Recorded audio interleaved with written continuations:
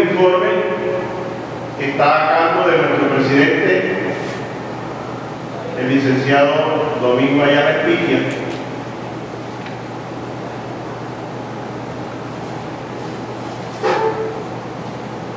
Bueno, señores secretarios de Educación, territoriales, certificados o no certificados, reciban de la organización sindical, además con un cordial y fraterno saludo. Está por parte de la directiva central el compañero Juan Caldera, que es secretario de Asuntos Educativos y Pedagógicos, mi persona como presidente de la organización sindical a nivel departamental. Nos acompaña nuestra periodista Mariana Regín. En sus manos le entregamos unos documentos.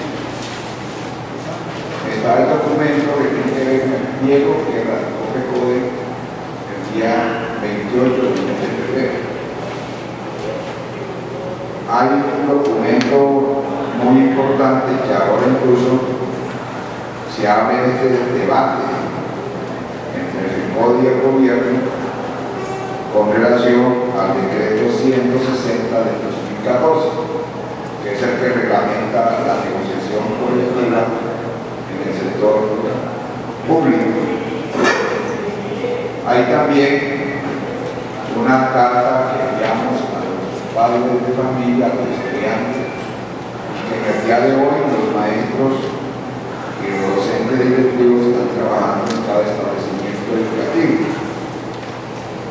La última circular de FECODE, la 24, donde da orientaciones con relación a las sanciones y cómo va el proceso de negociación.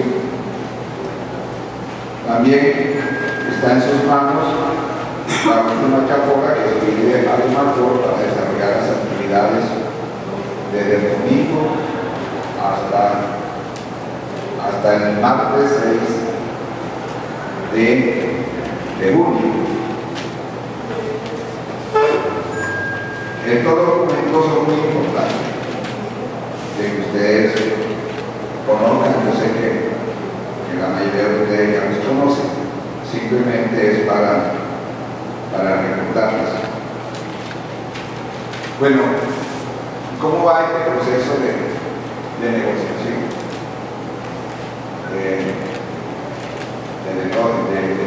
Antes, de verdad, agradecerle a ustedes la presencia.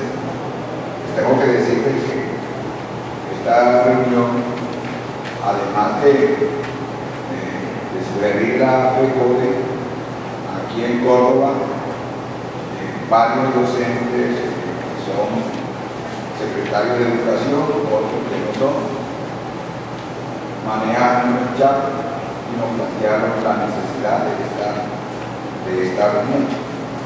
Son informaciones que tenemos que darlo de hacer todos. Pero bueno, esperamos que el recurso de la reunión llegue en el resto. Pero si queremos agradecerle a los compañeros y compañeras que llegaron puntuales, entre ellos la secretaria de Educación del municipio de Montería. Ya me estaba exigiendo, ya está pendiente el lenguaje sindical. Muchísimas gracias. Bueno, miren, este proceso de negociación, ustedes conocen, está en el marco del decreto 160 del 2014. Este decreto modificó el anterior decreto porque tenía una falencia, porque prácticamente no permitía un proceso, si se quiere, serio de negociación.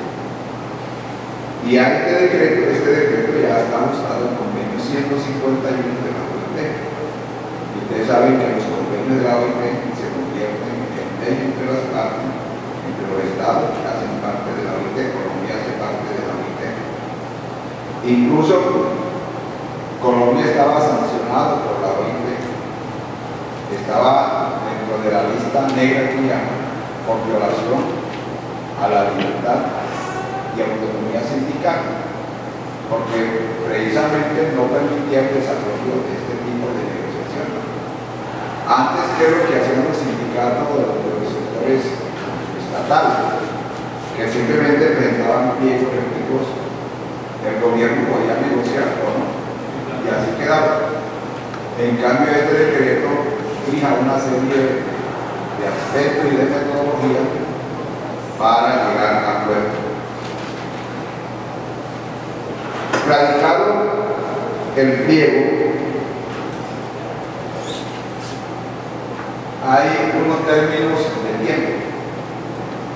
Se debe radicar en el primer bimestre. FECODE lo radicó lo mismo que la Central de Obreras el 28 del mes de febrero, el último día de febrero. Dice el mismo decreto que luego de radicarlo, en este caso el gobierno tiene 5 días hábiles para designar su comisión negociadora e iniciar el proceso de negociación.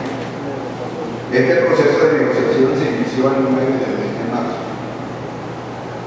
El decreto establece inicialmente 20 días hábiles para el proceso en sí.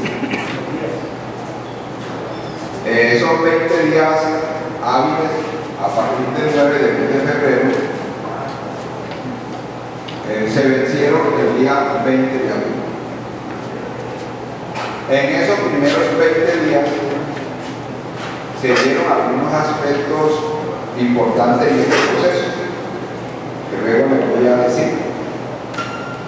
Pero lo fundamental no como los puntos fundamentales del pliego presentado por FECODE.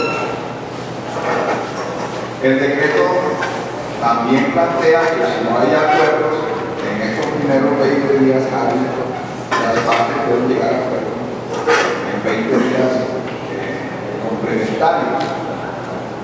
Y entonces se acuerdan las partes de continuar en el proceso de negociación. Y eso de los 20 días hábiles se terminaron el 17 del mes de mayo. ¿Y qué sigue cuando no hay acuerdo? Las partes pueden acordar un mediador, siempre y cuando se sujeten a la norma. Ese mediador lo puede solicitar, lo puede plantear el gobierno o las partes. Tienen que llegar a un acuerdo. Generalmente el mediador es el Ministerio del Trabajo, o las partes pueden acordar cuál puede ser ese mediador. Pero luego le voy a explicar por qué FECODE necesita el mediador, y está incluso contemplado en la misma norma.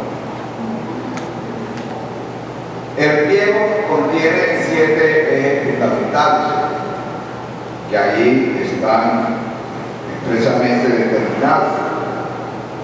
Esos 7 ejes son política educativa, lo que tiene que ver con carrera docente, la parte económica, lo que tiene que ver con la salud, la parte prestacional, bienestar y la garantía sindical. Cuando se inicia este proceso, entonces se determinan los 7 ejes, se agrupan en 3 grandes aspectos. Por decir algo, uno de ellos es lo relacionado a la política educativa, carrera docente. Eso forma parte de una comisión de trabajo.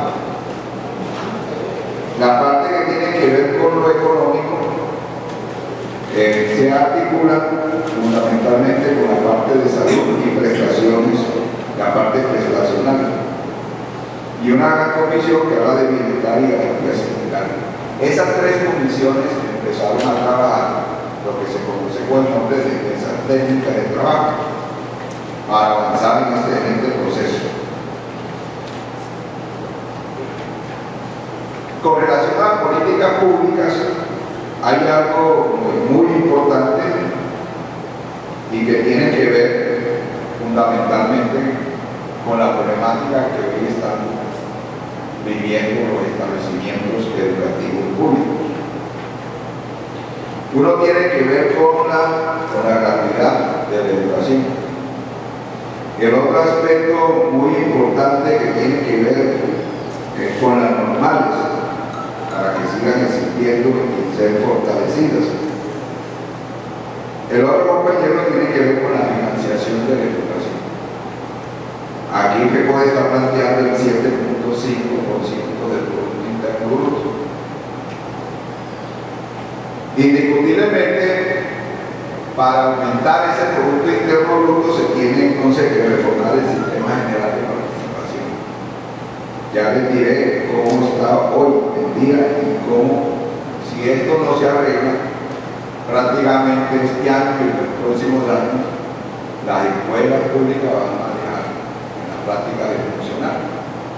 Se va a paralizar porque esto básico, yo digo, hago la gráfica como un embudo, pero estrechándose cada día más.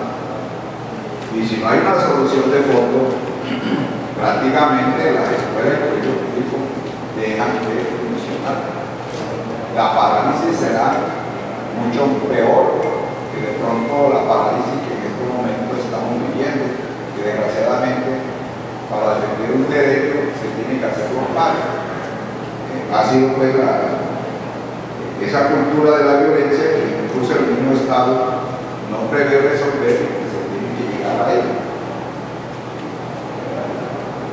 En esta parte también de la política pública es, bueno, y los organismos que están funcionando, la Junta Municipal, el Departamento de Educación, los foros, para que sea una educación discutida, porque muchas veces se hacen los planes de desarrollo en el municipio, el departamento, y la comunidad educativa ni sabe que se está discutiendo con relación a este proceso.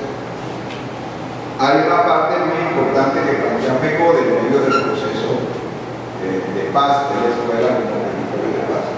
Bueno, ¿cómo es que vamos a completar esto? Eso lo hablamos constante en el proceso y por eso es que FECODE le está diciendo al gobierno que tiene que hacer, porque usted se comprometió con la paz y usted planteó dentro de los 3 ejes del programa de gobierno de lo que es la equidad, lo que es la paz y la educación, 2 elementos fundamentales en su eje de gobierno, que es la educación y cómo a través de la educación se va completando la paz. Pues eso no es una simple retórica de decir, no, que voy a ver cómo salgo del paz, y para ello se requiere financiación. Ahí en este eje muy importante que tiene que ver con la carrera docente. Bueno, ¿cómo es que logramos un estatuto que unifique a todos los docentes? Hoy 2 estatutos docentes, 3, es el único país del mundo que tiene 3 estatutos docentes desarrollando una misma actividad pedagógica. Y entonces necesitamos que realmente eso se resuelva. Y hay una serie de decretos que el gobierno impuso unilateralmente, como el 490. Mire que esto de 490 está generando mucho problema. No es que uno estuviese de acuerdo con la politiquería de su gobierno, pero el gobierno se inventó esto del Banco de la Excelencia y muchos docentes, los secretarios de educación no pueden decir, mire, usted se va para allá, y muchos dicen, yo no voy. Y eso se ha generado un problema.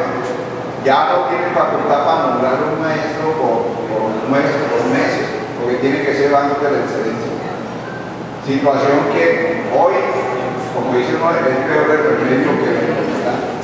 Eso está generando problemas gravísimos.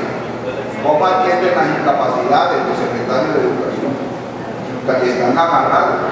Y si no encuentran ahí el que se inscribió en el Banco de la Excelencia, que es nacional, y entonces esto se ha vuelto una situación. Ese decreto 915 que modificó los ingresos para la carrera docente, el 501 que reglamentó la jornada única sin recursos y sin nada. Muchos secretarios de educación, como dice, haciendo de tripas corazón a ver cómo que funciona eso de forma mágica, porque eso no existe en las condiciones reales. En fin, decimos que esos decretos deben modificarse sustancialmente atendiendo a lo real que está viviendo la educación. Hay una parte que es lo de la jornada única.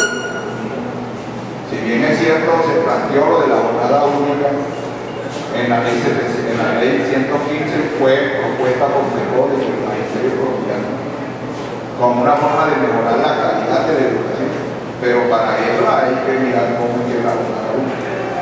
Ahora, la jornada única no es como nosotros la hemos entendido, que tradicionalmente nosotros estudiamos por la mañana y en la tarde. No, eso no es jornada única.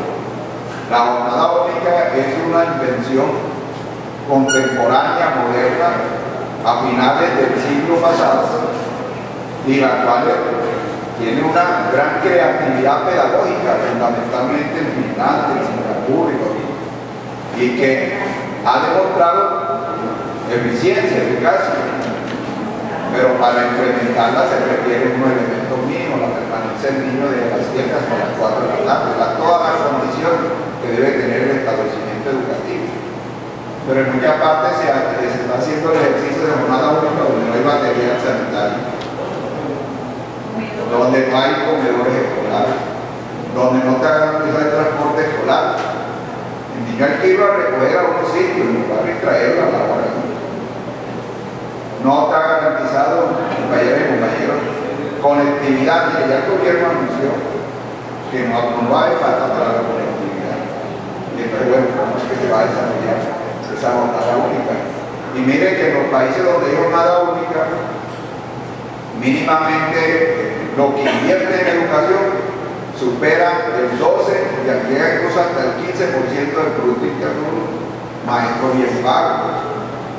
Los maestros que acompañan son de igual categoría. El niño debe hacer todas las actividades escolares en el colegio, y cuando llega a hacer convivencia con el papá, no a hacer tareas, al menos que sea algunas tareas de campo que se le orienten. Y entonces los tableros adecuados, tableros electrónicos, adecuados a la tecnología. Entonces, ¿para qué sirve la ciencia y la tecnología si no la incorporamos a la escuela? Y entonces, ese es un elemento importantísimo. Nosotros decimos, si se logra esto en un gran proceso, bueno, aquí podemos tener una educación de calidad. Es que la educación de calidad no es por la palabra, porque hay dos interpretaciones de la calidad de la educación. La calidad de los neoliberales, lo único que les interesa es formar un niño con un código para el mercado. Y para eso no se requieren muchas cosas. Usted para ir a trabajar en un almacén o cualquier empresa capitalista, lo único que le dice, bueno, aquí nosotros no queremos que usted sea un pensador, ¿para qué? Venga a cumplir tareas y usted simplemente sea un consumista. Desde el punto de vista neoliberal, la escuela que hoy está pública le sirve. ¿Para qué enseñar al niño a pensar? ¿Para qué formar formación integral? Y entonces nos meten los programas a ver y todo eso, y entonces ya se está estudiando la escuela. Ya la escuela no es para formar integralmente, sino a ver cómo lo preparamos para la escuela, saber, la escuela política. Entonces programas localizados. Entonces ser pico paga. Aquí todos tienen que ser picos. Entonces, ¿cómo así usted ganarse la beca para entrar a la universidad? Así que el Estado debe garantizar la educación a todos los niños, desde el preescolar hasta la universidad. Todos esos programas son programas focalizados porque no hay los recursos para que sea una educación para todos y todos. Y entonces un Estado así como construye, yo siempre digo, el recurso más importante en una sociedad son las personas. Y a la persona hay que formarla en su capacidad cerebral, en su capacidad intelectual, es donde mayor inversión se tiene que hacer, porque es la sociedad, y quién la integran en este proceso las personas y los niños y jóvenes hay que formarlos. La mayor formación que debe tener un niño en su capacidad cerebral, en su capacidad de entender el mundo, de interpretarlo y de transformarlo. Ese es el papel de la escuela. No simplemente al niño enseñarle, sí, se requiere el trabajo porque ninguna sociedad se desarrolla sin el trabajo. Pero necesitamos que ese niño lo podamos formar en su personalidad, digamos, contribuir. Y entonces, todos estos elementos es lo que nos tiene que llevar. Mire, en Finlandia, en Singapur, allá a ningún niño se prepara para ninguna prueba. A ninguno. El niño está formado, la prueba que sea lo enfrenta, está formado en el. Y entonces aquí un colegio de calidad que saca una prueba, y aquí viene la estigmatización. Y ahora viene el índice sintético de calidad, y entonces le da un estímulo, y en eso se han gastado una cantidad de plata, no mejora nada. Entonces, esa es una de las grandes situaciones que tenemos hoy con la jornada única. Y la jornada única entonces tiene que llevarnos que tengamos una escuela totalmente presupuestada. Miren, en la parte económica, bueno, allá hay unas situaciones aún por resolver con relación a la nivelación salarial. Por ejemplo, en el 2015 se negoció, FECODE planteó incluso 28 puntos para nivelar salarialmente con el resto de trabajo del Estado, ni siquiera comparándolo con los docentes del mundo, aquí mismo. Y entonces había una diferencia del 28%. Bueno, FECODE llegó incluso hasta el 18%. Y el gobierno dijo que no tenía plata para cubrir eso, totalmente ese 18%, se plantearon 12 y faltan los restantes puntos, que FECODE está planteando que sean en el 2020 y 2021, porque hasta el 2019. En esa parte. Algo también muy importante en esto de la situación económica que queremos clarificar, lo de incremento del salario está en la central inmobiliaria. En el caso de sentencia de la Corte Constitucional dice que el salario debe partir como mínimo el IPC, pero lo del IPC en la práctica no es aumento de salario, porque lo que hace el IPC es prácticamente recobrar parte de la pérdida del poder adquisitivo de la moneda. ¿Cuánto fue el IPC del 2016? Del 5.75% que corresponde a la inflación. Eso en términos de aumento salarial no significa un incremento, sino más o menos una nivelación. Y por eso es que en el año siguiente se parte de cero, entendiendo de que eso recupera en parte ese poder adquisitivo, que no lo recupera totalmente. Bueno, pero ya nosotros llevamos unos acuerdos, en el caso del magisterio llevamos un acuerdo, que este año, 2017, de esos 12 puntos que se negociaron, para este año corresponden 2 puntos adicionales. Y los 2 puntos adicionales no es como algunos lo interpretan, que es sobre el salario del año pasado. Por eso es que no se podía pagar lo de los 2 puntos, porque esos 2 puntos no es sobre el salario del 2016. Hay que esperar que se negocie con el salario del 2017 y a eso se le aplica el 2%. Esa es la negociación. Por eso es que si se resumen esos incrementos, está dando alrededor de unos 3-4 puntos adicionales en la negociación que planteó FECODE. En eso. Pero aquí hay una parte muy importante en esto de la parte económica, y tiene que ver con algo que nosotros estamos solicitando, y es con relación a la bonificación por servicios prestados. Sucede que el gobierno el año pasado pidió el decreto 2418 del 11 de diciembre del 2015 y estableció esa bonificación que es factor salarial, la estableció para los trabajadores del Estado. Pero el gobierno, cuando planteó ese decreto, dice todos los trabajadores del Estado, incluyendo hasta el presidente de la República, y dijo, se exceptúa a los maestros de Colombia. Nosotros consideramos que eso es una injusticia y le dijimos al gobierno que ese punto debía resolverse en esta negociación. Porque ¿cómo así que es una bonificación para todos los trabajadores del Estado y se sacan a los medios? ¿Esa qué consiste? En términos muy concretos, ¿qué es esa bonificación? Porque uno escucha a la ministra diciendo que tiene muy buena propuesta para el ministerio. No, en el pliego se está pidiendo esa bonificación por servicio del Estado. ¿Y en qué consiste esa bonificación? En que si un trabajador del Estado devenga por debajo de 2 salarios mínimos legales vigentes, cada que cumpla años, es anual, se paga un 50% de su salario. Y aquellos que devengan más de 2 salarios mínimos legales vigentes, por eso es que se habla de 1.500.000 más o menos, entonces le pagan el 35%. Y entonces a los maestros los excluyen. Si nosotros somos trabajadores del Estado, no con el argumento que tenemos un régimen especial. Los regímenes especiales, en términos concretos, jurídicamente, no significan que debe estar por debajo del régimen general. Por eso en sentencias de la Corte se establece que cuando usted tiene un régimen especial y hay una ley que favorece un régimen general, usted accede a ella. Porque entonces uno va a tener un régimen especial para que esté por debajo del régimen general. No tiene sentido. Y entonces, esa es una situación que estamos peleando. Por eso es que cuando se plantea aquí la discusión de que si FECODE está discutiendo salarios, estamos diciendo no.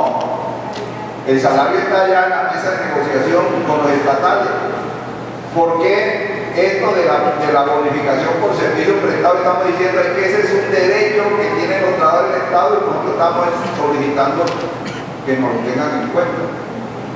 Ahí no significa ventaja en relación al resto de trabajadores del Estado. Estamos diciendo es que por igualdad, por justicia, se nos debe reconocer. Y el otro punto que estamos planteando, que es nivelación salarial, que viene de un acuerdo anterior, es completar la nivelación para el 2020 y 2021.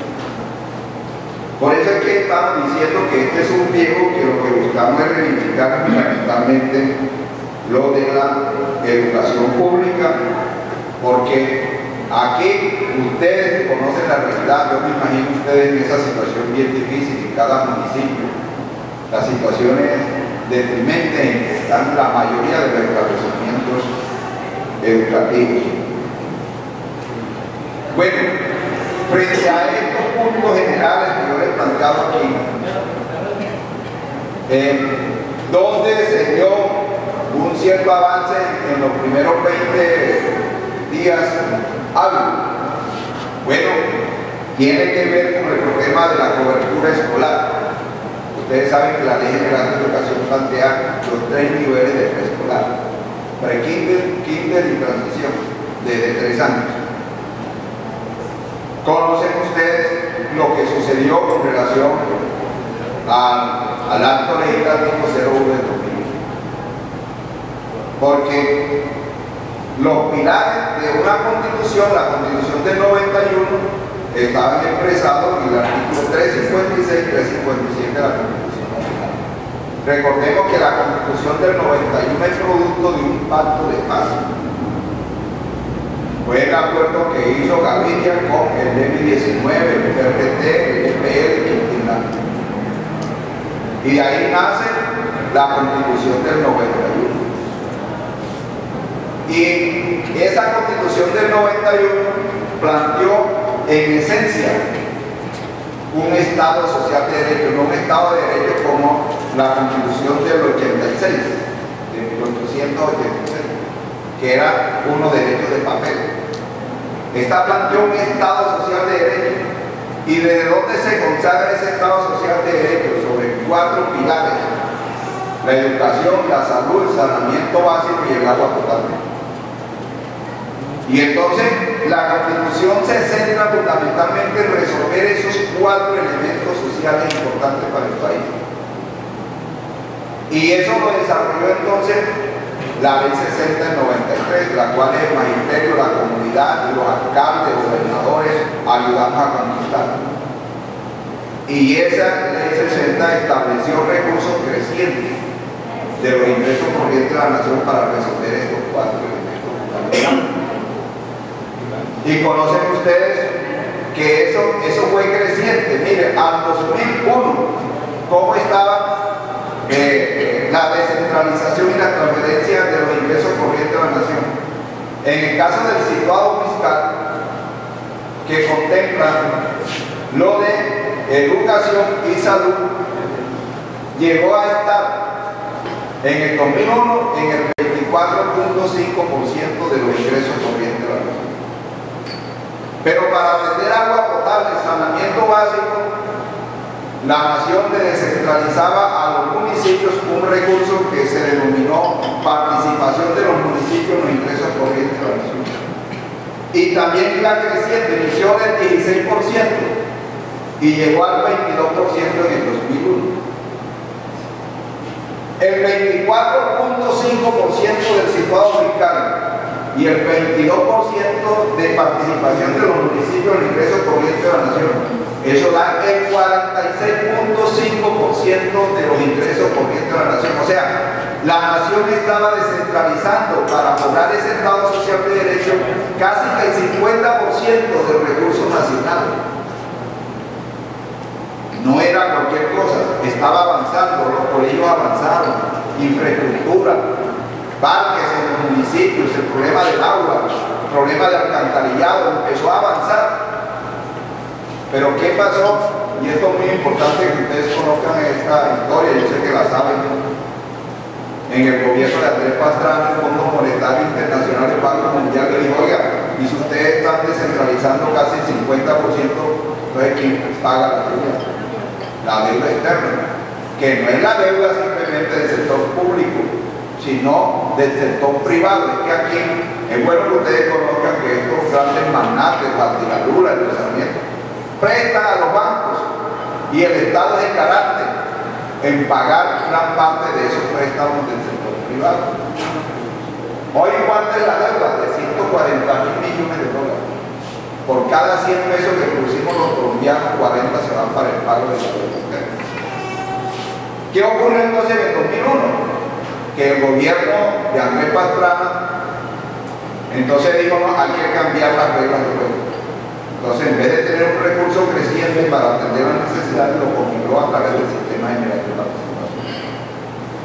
Y no, ese era transitorio para llegar al 2007, pero luego llegó Uribe y prolongó hasta el 2016 ese acto legislativo mediante un acto legislativo 04 del 2007. Yo digo, esos dos gobiernos y estos que han continuado, hay que mirar cómo el pueblo colombiano le hacen juicio. Mire, todo lo que ha generado ese lío del recorte de los recursos. Ahí tenemos la salud, no está nada. ¿Cómo resolvieron eso? Convirtiendo a los hospitales y los puestos de salud en empresas sociales del Estado que sean autosostenibles. No es posible. Y ahí están quebrados y la gente muriéndose en el puesto de los hospitales. Antes usted lo atendía con la cédula de ciudadanía, ahora si no llega una EPS que le niega la plata, se están quedando las EPS, las ARS se están quedando, los hospitales se están cayendo. Producto de que le fueron quitando la plata. Eso es muy importante que no se nos olvide. Mire, se frenó el problema del agua potable. Mire, la mayoría de las poblaciones hoy no tienen agua potable, es una población enferma, articulado con saneamiento básico, que es lo del alcantarillado.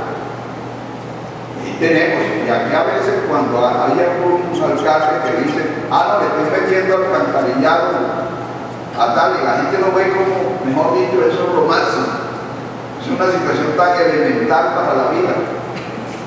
Usted va aquí a los barrios del sur de Montería y los habitantes hasta le dicen: mira, aunque sea una cunetica por ahí para que pasen las aguas negras. La gente se está enferma. ¿Y cómo es posible que un país que tenga estos recursos se los quitó?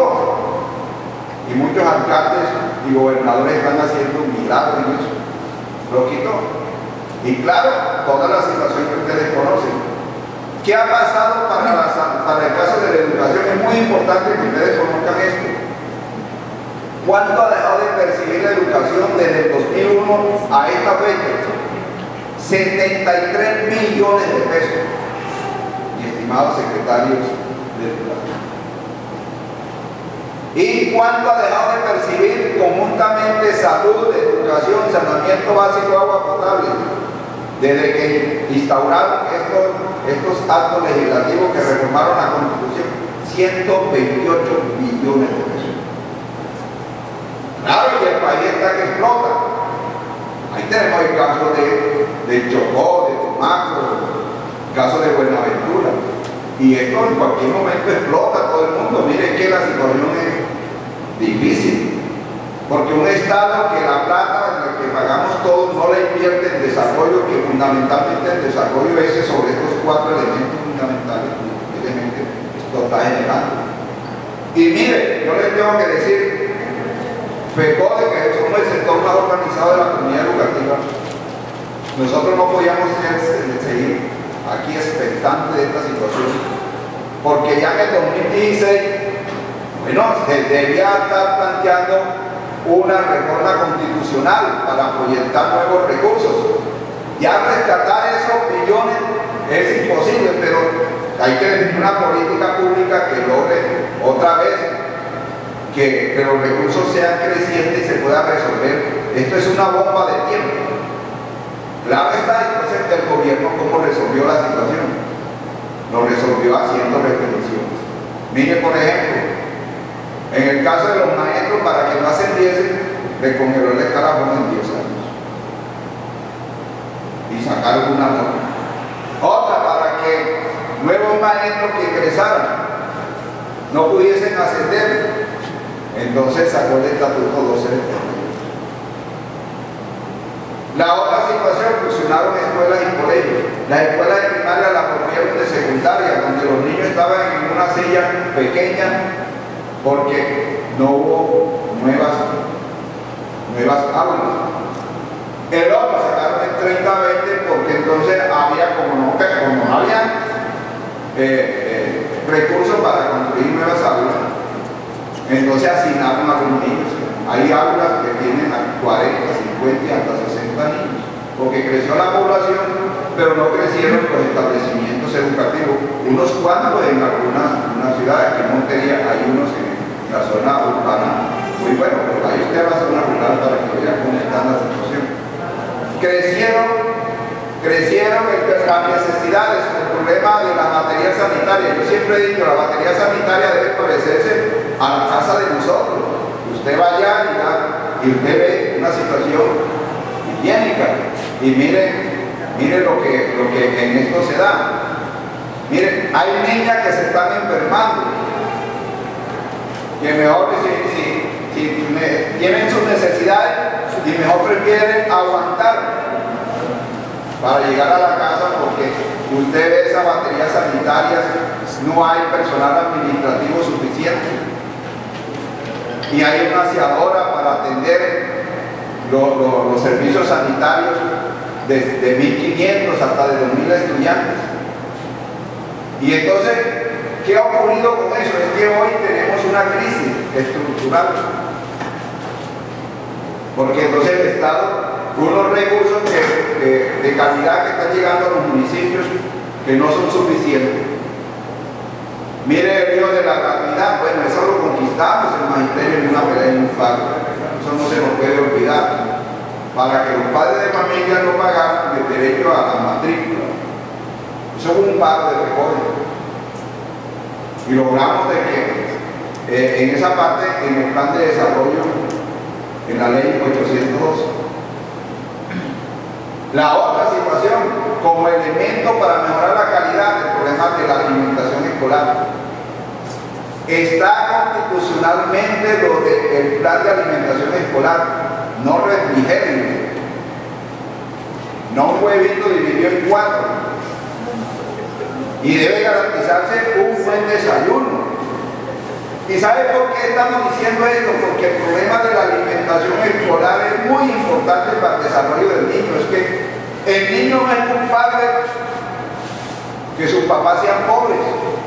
Desgraciadamente esta es una sociedad dividida en clases, pero por lo menos que el Estado le garantice la alimentación primaria a esos niños. Porque es que un niño con hambre y en la miseria no tiene la capacidad de aprender. Y entonces se dio, ese también es una conquista en la lucha del magisterio. Y entonces se dijo que debía garantizar la alimentación escolar. Y entonces la alimentación escolar, en caso de una jornada única, debe garantizarse un buen desayuno. Que el niño llegue a la escuela a desayunar. Porque es que algunos dicen, no, ¿y por qué el papá? Y entonces, ¿cuál es la responsabilidad del papá? Desgraciadamente este es un país dividido en clases donde la situación es difícil. Y el Estado entonces debe cumplir con los niños, porque dice, los derechos de los niños están por encima de los demás.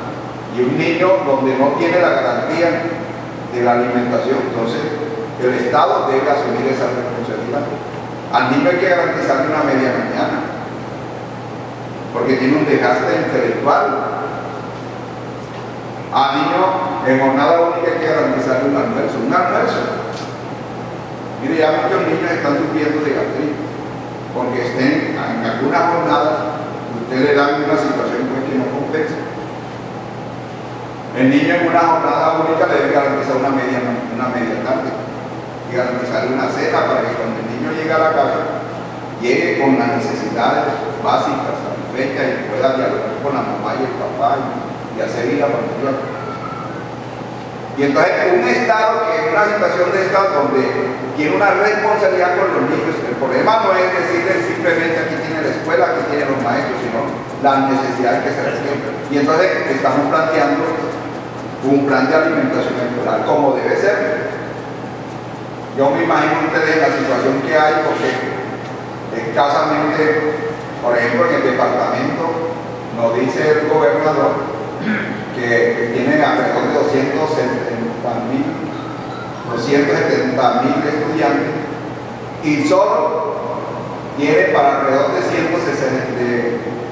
unos 120.000. Y dice, y el resto, ¿no? El departamento de regalías le metía, pero ahora que regalías, entonces ¿quién resuelve eso? Y entonces los niños que tienen ese derecho, el Estado no se lo garantiza. Y entonces, ¿qué es lo que estamos expresando nosotros? Por eso esta es una lucha de gran profundidad y de gran calado. Nosotros conocemos el texto de la reunión de los secretarios de educación a nivel nacional, de los municipios, de los entes certificados. Y ellos mismos expresan en esa carta que esto es inviable. Y mire cómo se está presentando la situación. En que yo le decía que esto va como un embudo de la campana hacia la parte posterior, que cada vez más se estrecha. Este año, y esto pues no lo estamos diciendo nosotros, hay un déficit de 700.000 millones de pesos. Agosto, octubre, si no se logra una situación aquí, no hay ni siquiera plata para pagarle el salario a los maestros. Y para el próximo año, 2018, el déficit es de 1.600.000 millones de pesos. Imagínense que esto es creciente. Es que si no resolvemos esto este año, mi estimado secretario de Educación, ustedes, pues este año puede ser un año político, no se sabe el próximo año cómo está la situación, pero bueno, vamos a suponer que todos ustedes permanezcan, la situación es cada día más caótica. Y claro, ahí es donde está la explicación, el por qué los colegios se están cayendo a pedazos, ni una pintura, no hay ampliación. Todo el asignamiento que se da, estos derechos que son derechos fundamentales, no se garantizan con los recursos que se tienen. ¿Y cuál es la explicación de ello? De que estrangularon los recursos. ¿Qué es lo que hay que hacer hoy? Reclamarlos en una política pública. Nosotros no le estamos diciendo al gobierno, mire,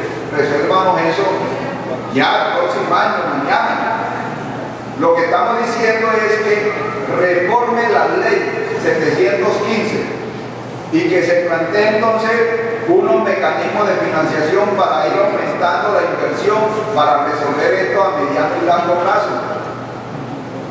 Porque que a veces dicen, no, pero es que ya está, mejor está diciendo que sea ya. No, mejor está planteando una política pública educativa para resolver esto. Y dirán, bueno, ¿y por qué mejor? Hombre, porque somos el sector más organizado aquí. Usted no va a esperar que los padres de familia, los estudiantes que no tienen una organización, o la misma comunidad, o que la lideren los alcaldes y gobernadores, que entre otras deben liderar esto, porque no simplemente es educación lo que estamos luchando. Pero nosotros sí tenemos claro esta situación y nos colocamos, digamos, como si se quiere, como instrumento de lucha para resolver esto, con todas las consecuencias que esto se derive. Por ahí hay un señor que viene incitando a que coloquen tutelas y que el presidente de la Federación de Padres de Familia, y yo a veces voy allá y le pregunto a los padres de familia, bueno, ¿ustedes votaron y cuándo eligieron? Pues es una vaina fantástica. Y cada vez que existe esto, entonces se coloca al lado del gobierno. Y por ahí hay una carta de sectores privados donde ellos lo que les interesa es el negocio, y en vez de decir, bueno, vamos a ver cómo es que vamos a contribuir entre todos a buscar una salida a esto. Y entonces nos toca asumir nosotros esto, como dice lo que se derive de esta situación. Pero uno sí no puede permitir que esta situación nos raye los ojos todos los días y no existe entonces el momento oportuno para que esto cambie. Y miren todo lo que yo les he planteado. Desde el 2001 se invertía en estos 4 elementos, fundamentalmente educación y salud, el 46.5%. ¿Usted sabe cuánto invierte hoy el Estado en educación, salud, saneamiento básico, agua potable? El 25% de los ingresos por entrar. ¿Cuánto se ha ahorrado? Digo yo, ahorrado con todo el sacrificio de la población.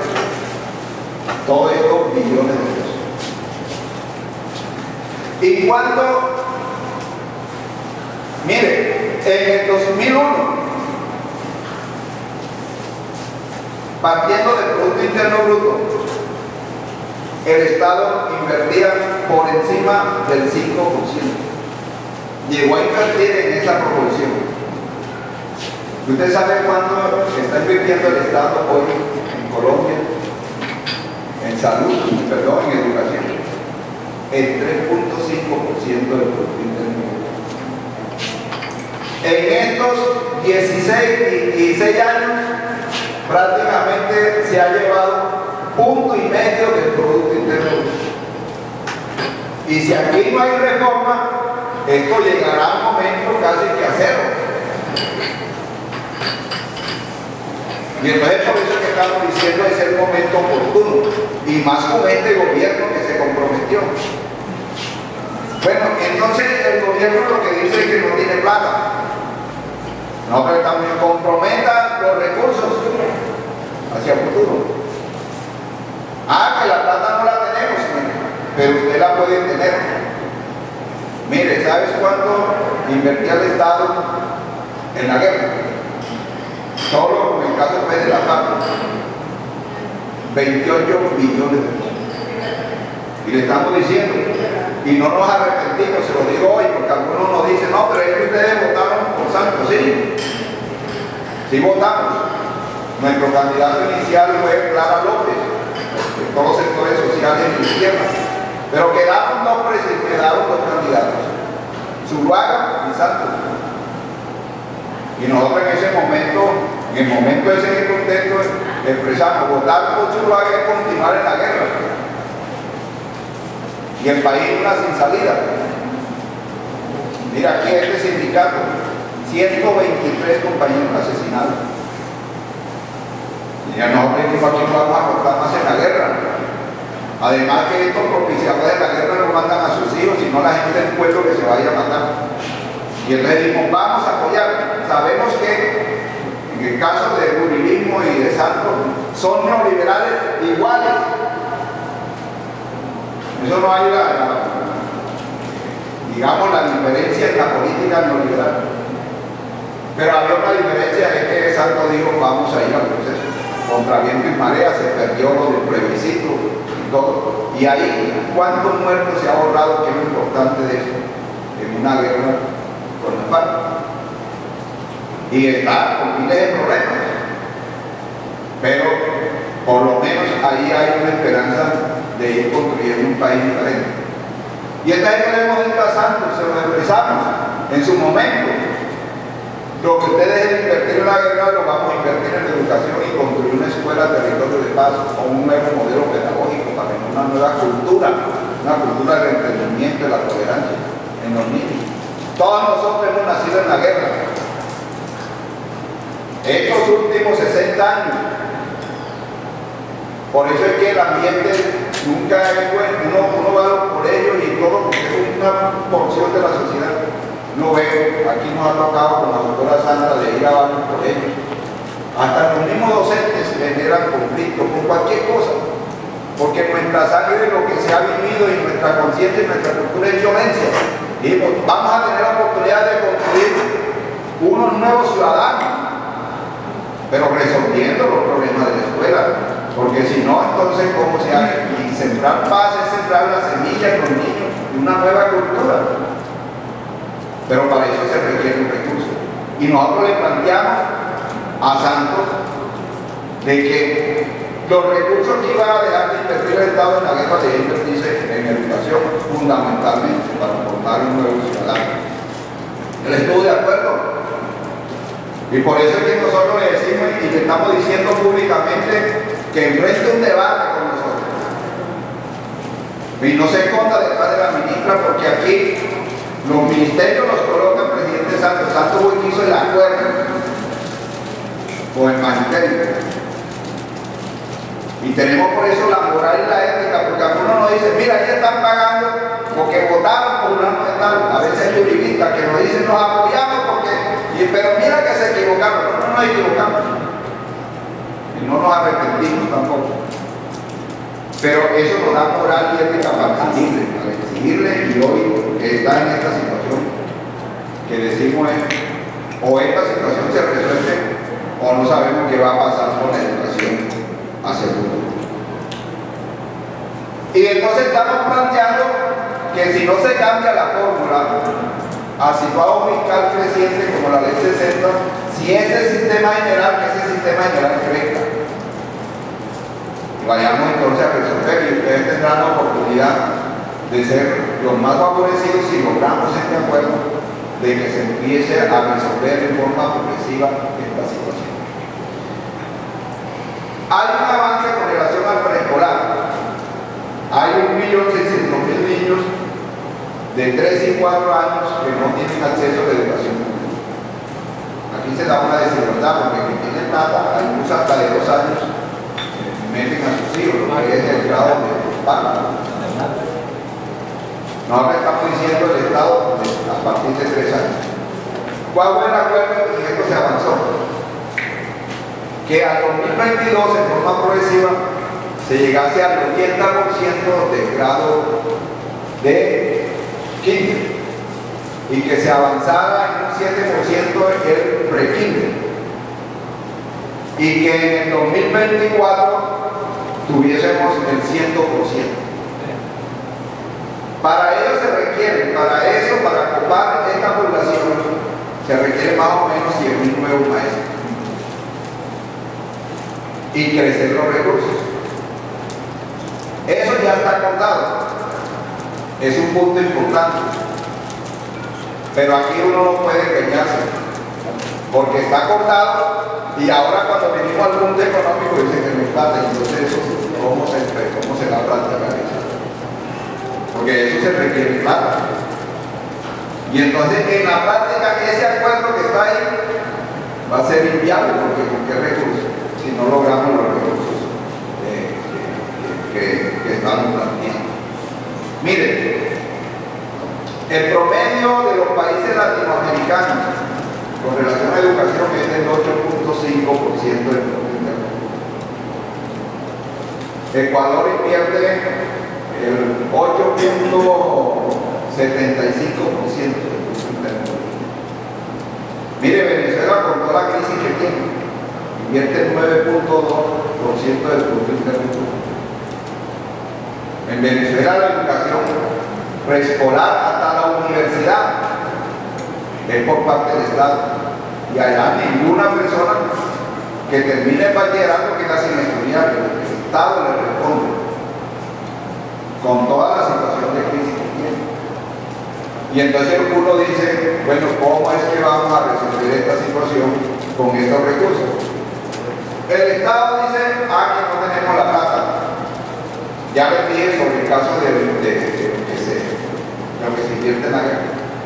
Hicieron una reforma tributaria, aumentaron el IVA de 16 al 19%. Nos sacaron la plata nosotros del bolsillo. Los colombianos estamos pagando impuestos. Hay exenciones para las grandes empresas, hay una serie de evasiones, pero estamos diciendo, bueno, está esa reforma tributaria, y entonces la plata ¿para qué es? Ahorita hay repatriación de recursos internacionales, no se sabe cuántos. Bueno, y esa plata. El país anuncia grandes yacimientos de gas, aquí muy cerca de la costa. Y entonces, bueno, pues ahí hay unos recursos hacia el futuro. ¿Y por qué entonces no se comprometen a hacer las reformas? Miren, nosotros lo que estamos planteando es que se hagan las reformas. Que el gobierno se comprometa a hacer una reforma que modifique la ley 715 y que se mire una forma de cómo ir creciendo el recurso que hoy se tiene para la educación. Eso es lo que estamos planteando de fondo en esta pelea. Y el gobierno ahora dice que no se puede comprometer porque eso es para el gobierno futuro. Es más, la nivelación que se plantea en 2020 y 2021 dice que no se puede comprometer porque eso también es otro gobierno. Dijimos que usted negoció con nosotros 3 puntos en el 2019 y usted no va a estar en el 2019. Ahora, las políticas de gobierno, cuando están, digamos, en términos muy concretos, cuando se desarrollan en leyes, se convierten en políticas de Estado. Si ustedes ven, si aquí hay voluntad, realmente se puede resolver la situación. Porque uno siempre se pregunta, bueno, ¿por qué es que este gobierno no quiere comprometerse hacia el futuro con unos recursos suficientes para eso? Y entonces uno le viene la situación. Es que estos personajes generalmente obedecen más a los intereses del capital extranjero, el Fondo Monetario y toda esta serie de situaciones de garantía. Y entonces ahí como que hay el sello y el pacto de no modificar nada para poder garantizar eso a costa del sacrificio de los colombianos y colombianas. Hay un punto que se avanzó con relación a lo del Estatuto Único Docente, de discutir ya la propuesta en forma bipartita que pone el ministerio, y una vez finalice el proceso 6 meses para conjuntamente construir una nueva propuesta que implique, por ejemplo, que exista un solo estatuto docente y que los ascensos sean en términos como debe ser, por título, por experiencia y producción académica y pedagógica.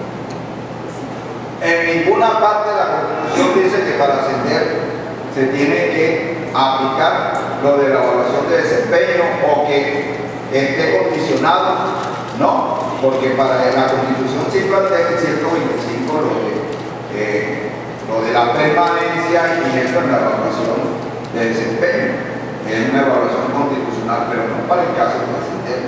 Y entonces ese es un término que ya se viene discutiendo con el gobierno. Puede haber aproximaciones en eso y podríamos resolver esta discriminación que existe en nosotros, regímenes totalmente diferentes. En eso entonces, mi estimado secretario de Educación, está el consejero. Por comentar algo, en el caso de la bonificación por servicios prestados, ¿qué planteó la ministra? La ministra plantea inicialmente el 5% para todos. Y dice, no, pero tiene la diferencia entre el 35% y el 50%. Después plantea el 38% de un salario mínimo. Recordé, dice, no, ¿cuál es el salario mínimo de los maestros? No, el salario del resto del trabajo, ¿de qué? Eso no compensa un 38% del salario mínimo. Y ahora la última propuesta que hizo es de que sea el 15% para los docentes, pero exceptuando el grado 14. Ustedes recuerden que el grado 14 hay gente que tiene hasta 20, 30 años y no llegó al techo, y la vez pasada se negoció un 15% que se paga en enero, una bonificación. Ahora dicen que como ya tienen, que los grados 14 tienen eso, entonces al resto hay que aplicarle el 15% incluyendo los grados 14, cuando eso obedeció a otra lógica. Y entonces me coge lo que ha dicho, mire, es que nosotros no estamos planteando porcentajes, nosotros lo que estamos pidiendo es que ese decreto que existe, que lo tienen todos los estatales, no lo reconozcan a nosotros. Y en esa situación no hay acuerdo, porque ya el ministerio está planteando otra cosa, no es esa bonificación que estamos exigiendo. Con relación a la parte esta del aumento del Producto Interno Bruto, lo que tiene que ver con el Sistema General de Participación, dice que no hay compromiso. El Ministerio de Hacienda dice que no se compromete. Y que este año el déficit, hemos dicho, bueno, ¿cómo está el déficit de este año? 700.000 millones de pesos. Ahí 50 parlamentarios, 50 senadores se pusieron de acuerdo y llevaron una propuesta de adicional al presupuesto de educación para resolver el déficit de este año, 500.000 millones de pesos. Es un buen gesto de los senadores. Pero estamos diciendo, eso es por este año, pero hacia el futuro, ¿qué? ¿Cómo es el compromiso por parte del gobierno? Entonces, frente a esto, ustedes observan, no hay acuerdo. La ministra hace 2 días dijo entonces que pidió a PECODE entonces nombrar un mediador. Esto del mediador tiene unas situaciones que voy a explicar. Cuando se da un mediador, es solicitado por las partes que están en el 160, no es una imposición. Pero los mediadores generalmente que colocan son del lado del gobierno. Y eso puede terminar entonces en los tribunales de arbitramiento, como dice uno, aplicando y decir, mire, hasta aquí se llega, hasta aquí no se llega. PECODE lo que ha dicho es que ya hoy, en términos del 160, no se está desarrollando esta negociación. ¿Y saben por qué? Porque se vencieron los términos y PECODE, mirando que venía ya la proyección de la ministra en acudir a la norma, y entonces el pago arrancó el 11 de mayo. Y el gobierno en eso acepta negociar el medio conflicto. Y le estamos diciendo, negociemos ustedes y nosotros. Y entonces en eso se está en este proceso. Hay situaciones internas en ese proceso que dicen los compañeros de PECODE que podría mirarse cómo seguir discutiendo y llegar con sensatez a unos acuerdos. Pero en esto entonces hay prácticamente la situación cerrada. ¿Qué es lo que estamos planteando hoy? En términos muy concretos es que el gobierno nuevamente, incluso se le está llamando a SAT, se está llamando al Congreso de la República, se está llamando a otros poderes del Estado para que podamos resolver esto de conjunto, porque no es un capricho.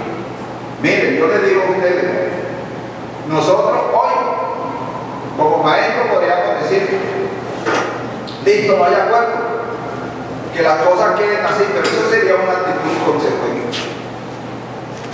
Eso sería lo más inconsecuente, que uno diga, listo, aquí no hay nada, entonces ya, que los colegios sigan cayéndose. Esa es una actitud inconsecuente y eso no lo vamos a hacer. Algo que de pronto también nos preguntan sobre el lío de la reposición del tiempo cuando se llega a un acuerdo, y yo aspiro que se llegue a acuerdo, porque aquí nos están pidiendo una situación del otro mundo, solo que se les pidan una política para resolver esto a mediano y largo plazo. Yo quiero decirles a ustedes que el FECODE y los sindicatos regionales siempre hemos actuado en esto, pues un compromiso ético y moral de nosotros, de buscar la recuperación. Pero yo les quiero decir, porque algunos hablan, entonces, mira, van a recuperar los días perdidos. Primero, eso es imposible. Usted no va a recuperar ningún día perdido, porque eso es dialéctico. Usted no recupera esos días nunca. Lo que debe hacerse ahí, eso nunca se hace, no se entiende. Nosotros lo que sí planteamos es la recuperación de las actividades escolares dejadas de desarrollar en nuestro tiempo. Y para eso buscamos todos los elementos pedagógicos para lograr esa parte. Eso lo estamos explicando a los padres de familia, a los estudiantes, que siempre lo hemos hecho. Pero eso no puede ser, porque llevan 22 días, entonces vamos a recuperar 22 días. No, porque no es posible. Lo que es posible es tirar de las actividades. Eso aquí, en situaciones anteriores, hemos llegado a acuerdo con los secretarios de educación. Entonces, así está la situación. Se está realizando, desde ayer iniciaron las marchas por todo el país. Alemacor tiene una delegación de 82 compañeros. En el día de ayer arrancaron de aquí de nuestra sede. Se dio pues que iban a conectarse con los compañeros de Sucre, en Cincelejo. Pero ustedes saben lo que sucedió en el retiro a raíz de la muerte de una madre de familia con sus dos niños. Entonces ahí taponaron eso. Tocó buscar la vía Coletes, una carretera que comunica con San Pelayo. Llegamos un poco retrasados, pero ya está conectado todos los departamentos de la costa. Inician las marchas hoy de la. Y la idea es marchar hoy y llegar mañana a las 7 de la mañana a Bogotá. Y donde todo este recorrido, carne a la comunidad. La idea es de que llegue un gran número de docentes, padres de familia, estudiantes, comunidad en general, para seguir este derecho. Aspiramos que el gobierno pueda atender esta situación. Pero sí le decimos, aquí ya en estos momentos no hay momento de reverso. Incluso pueden colocar las tutelas. Que se les antoje, bueno, digamos que en caso ahora las tutelas le van a colocar unas al ministerio y otras a FECODE. Y bueno, aquí yo sí les tengo que decir, si la situación viene aquí a Alemacor, bueno, nos tocará a nosotros ir a pagar la cárcel. Pero nosotros no vamos a tomar la decisión. Nosotros lo que hemos dicho es que cuando han dicho no, que se están perjudicando 8.500.000, no, eso viene perjudicado hace rato, desde el 2001 para acá. Y hoy nos ha tocado a nosotros asumir esta tarea, si se quiere, patriótica. Porque bueno, ahora ya hay una situación, no es que los padres de familia no saben qué hacer con los niños, bueno, y acaso los maestros cuando estamos desarrollando actividad académica somos nosotros somos orientadores del proceso pedagógico. Nosotros no le vamos a resolver el lío pues, de la atención de los niños en esa responsabilidad. Pero bueno, con los padres de familia hemos avanzado en diálogos y han entendido la situación, saben de la situación deprimente en que están las escuelas y colegios y que es una buena oportunidad, máxima de que este gobierno se comprometió. Y eso es muy importante. Nosotros no estamos inventando cosas. Este gobierno se comprometió con la educación pública, no simplemente con FECODE, con los maestros, sino con el país. Y hoy tiene las mejores condiciones para que esto de verdad se aplique, para que eso no sea demagogia o creer pues que el mejoramiento de las instituciones y establecimientos educativos se dan por obra y gracia del Espíritu Santo o por magia. No, aquí necesitamos que los recursos que todos pagamos, los impuestos que todos pagamos, se inviertan en la educación fundamentalmente de los pobres de este país. Y entonces en eso estamos y aspiramos que en el día de hoy, mañana podamos tener, como dice uno, sensibilidad social de este gobierno, la cual nosotros sí sabemos de la demagogia, pero aquí no le vamos a permitir más demagogia a esto, y yo creo que es el momento. No sé qué tanto sacrificio se pueda dar de aquí en adelante. Por ahí la ministra está diciendo de que va a adelantar vacaciones, y decimos, mire, adelanta vacaciones para no resolver un problema. De todas maneras, sí le decimos a ustedes, con todo cariño, queremos que nos ayuden. Nosotros les tenemos una propuesta que ustedes saquen un comunicado de apoyo a esta lucha, y que si eso lo plantea la ministra, nosotros no vamos a dejar de estar en las calles protestando y todo. Y si se coloca un día de inicio y llegamos a ese día y no hay solución, nosotros continuamos con el paro.